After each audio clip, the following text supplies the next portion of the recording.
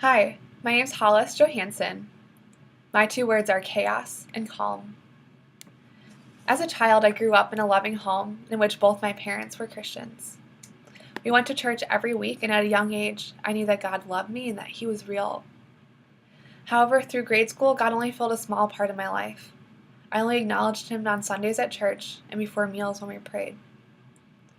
My first bout of chaos occurred when I was 11 years old. It happened in a hospital room in Chicago with a doctor I had just met telling me I had cancer. Suddenly, life was far out of my control.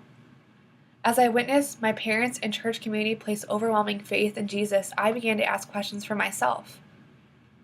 Why would God allow this to happen? And to me, why do kids get cancer? Yet, it was when I made the decision to trust that whatever happened, I would believe what He said in Jeremiah 29:11. For I know the plans I have for you, declares the Lord, plans for welfare and not for evil, to give you a future and a hope. That I experienced calm. As I began to surrender the doubts and unanswered questions to God, He replaced fear with serenity. I was able to endure 2.5 years of chemo with the knowledge that this temporary disease would have an eternal effect on my walk of faith with Him. It is amazing how He used this event to inspire me to pursue medicine, as well as offer a testimony of His unfailing love in times of immense struggle and pain. As I moved into high school and college, chaos began to take a new form for me, trading a disease of my body with a disease of my mind. I laid incredible expectations on myself to excel in school and to prove in a way that as a sick kid I was no different from anyone else.